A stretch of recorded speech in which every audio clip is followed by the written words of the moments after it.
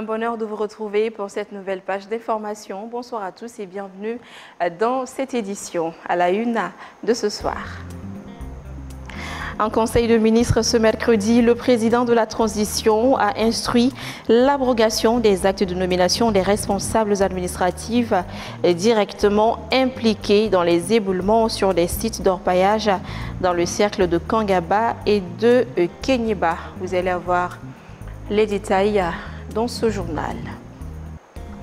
Les prélèvements des nouvelles taxes sur les services de télécommunication ont commencé ce mercredi 5 mars 2025. Ces taxes jugées utiles pour certains et rejetées par d'autres doivent contribuer à soutenir des projets d'infrastructure de base et de développement social selon les autorités de la transition.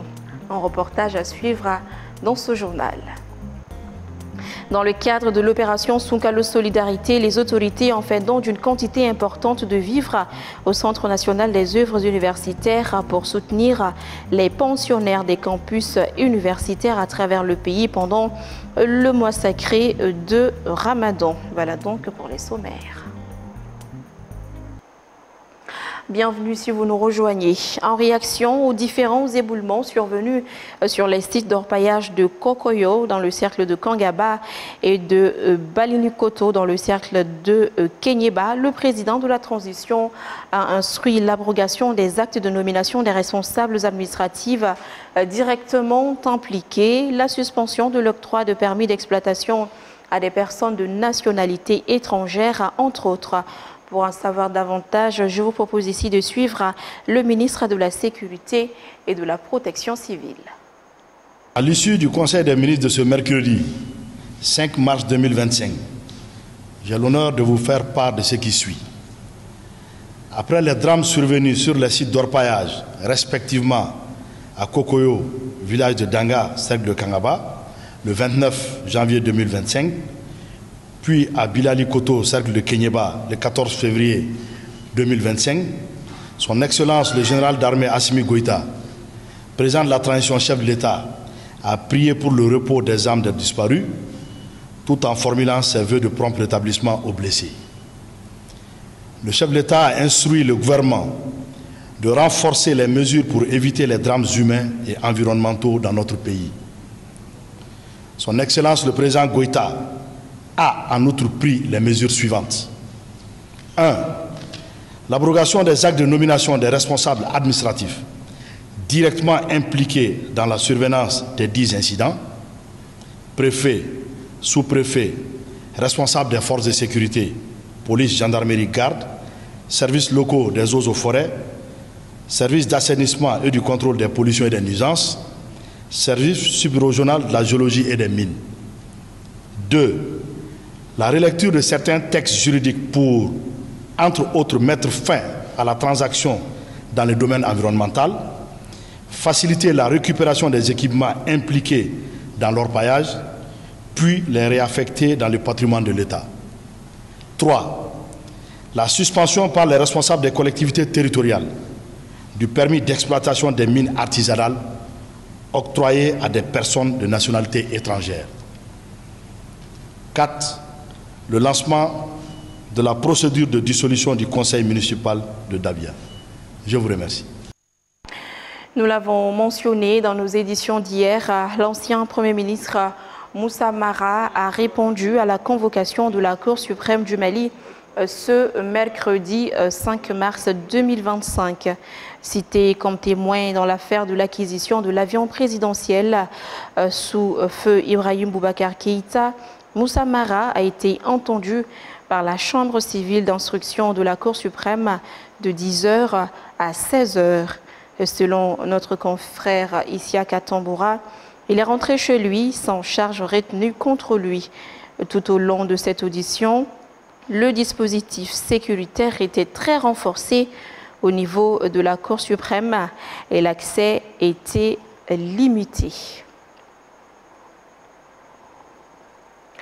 Je vous l'annonçais tout de suite dans les titres, les nouvelles taxes sur les services de télécommunication instaurées par les autorités de la transition sont rentrées en vigueur ce mercredi 5 mars 2025.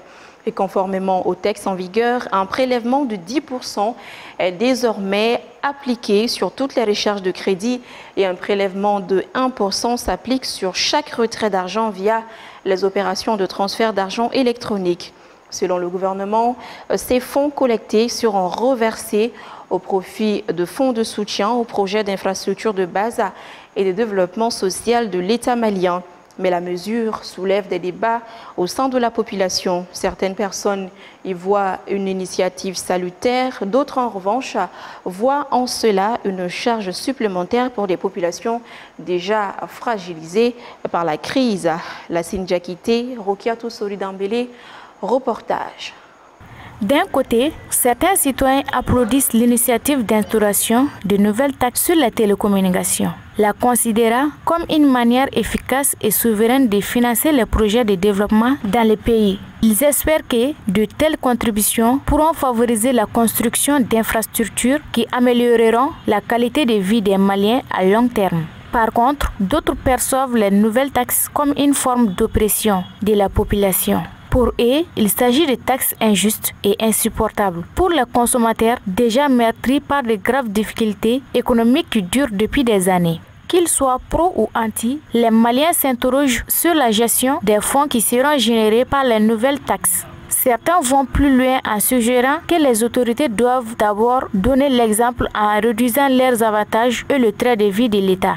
Les prélèvements sur les recharges de crédit et les retraits d'argent, bien qu'avant été représentés comme la solution pour financer les projets d'infrastructure de base et de développement social, continueront à diviser la population malienne. L'adhésion à cette initiative va dépendre de l'usage qui sera fait du fonds collecté et de la transparence qui entourera son utilisation.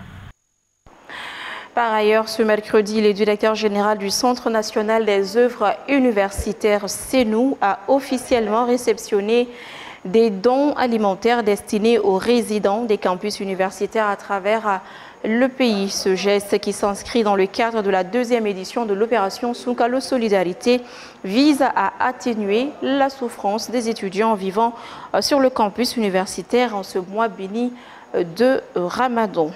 Gabriel Keïta. Dans le cadre de Soukalo Solidarité, 600 sacs de riz, 600 sacs de sucre, 400 bidons d'huile de 20 litres et du lait en poudre vont être distribués sur tous les campus universitaires du pays afin d'atténuer la souffrance des étudiants en ce mois béni du Ramadan. Par cette initiative présidentielle, les autorités veulent soutenir, comme les autres couches vulnérables, les étudiants résidant sur les campus universitaires. C'est pourquoi il a tenu à les appuyer sur le plan alimentaire. On a tous été étudiants, on sait que la vie dans les campus, ce n'est pas facile. Il y a énormément de difficultés. C'est pourquoi le mois de solidarité étant un mois de partage, un mois de solidarité, un mois d'abstinence, le président de la République a tenu vraiment à jeter un regard positif en direction de nos jeunes qui sont l'avenir de demain. Les étudiants ont exprimé leur gratitude au président de la transition pour ce geste de solidarité qui, selon eux, sera d'une grande utilité pour les résidents des campus. Nous ne prendrons jamais votre soutien pour un acquis et soyez assurés que cet acte de bienveillance aura un impact durable sur la vie de nombreux étudiants. Nous espérons continuer à bénéficier de votre bienveillance et de vos actions pour soutenir l'éducation qui reste un pilier fondamental du développement personnel. Le secrétaire général du ministère de l'Enseignement supérieur et le directeur général du CENU ont également tenu à saluer l'initiative du président de la transition. C'est vrai, ils vivaient avant ce matin, ils vont continuer à vivre, mais ça va améliorer quand même leurs conditions de vie, surtout les conditions d'études, les conditions de santé.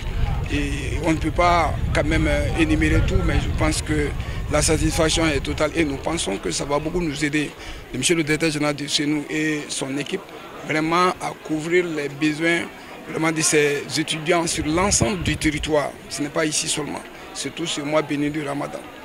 Vous savez, c'est avec immense joie que nous accueillons cette belle initiative de la présidence de la République dans le cadre de Soukalo Solidarité.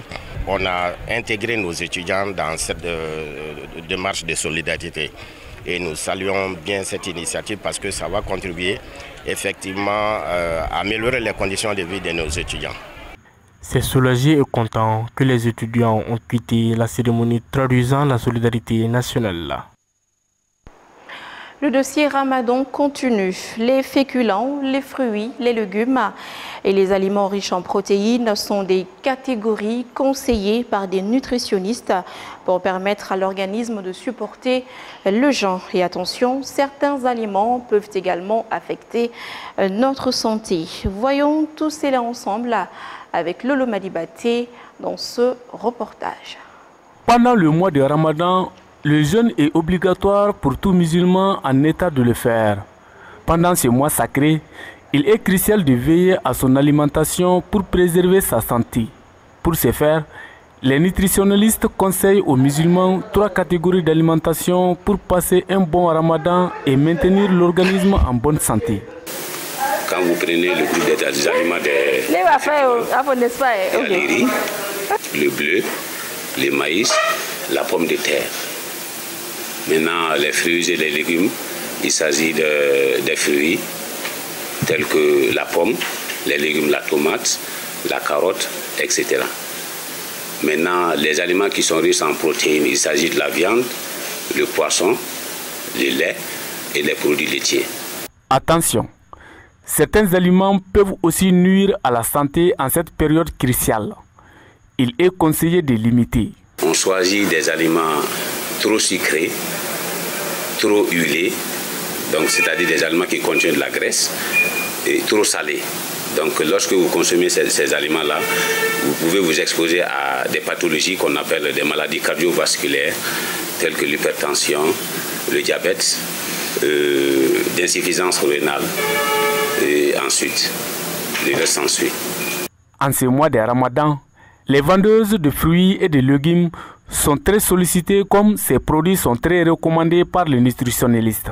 Et face à la forte demande, certaines variétés sont en rupture.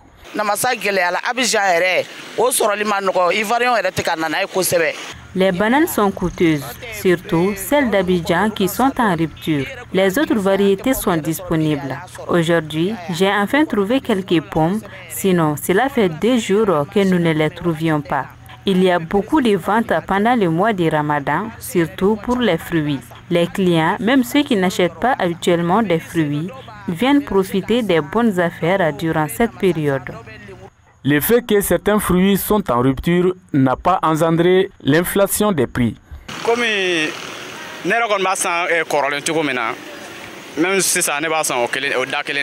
Les prix n'ont pas changé, c'est les mêmes qu'avant les ramadans. Je suis venu acheter des bananes, des ananas et des oranges. On nous dit que les fruits sont recommandés pendant le mois des ramadans.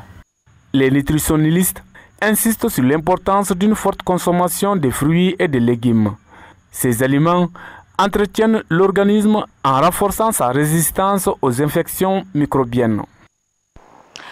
Le Ramadan exige énormément de changements chez les fidèles, notamment des changements de comportement. Mais ces changements ne s'appliquent pas qu'aux personnes, ils s'appliquent également aux structures et aux services. Aux médias, par exemple, le Ramadan impose un changement de programme. De la création de nouveaux contenus au décalage d'heures de diffusion des traditionnelles émissions, les organes de médias font le nécessaire pour permettre aux téléspectateurs, auditeurs et lecteurs de passer un bon mois de Ramadan.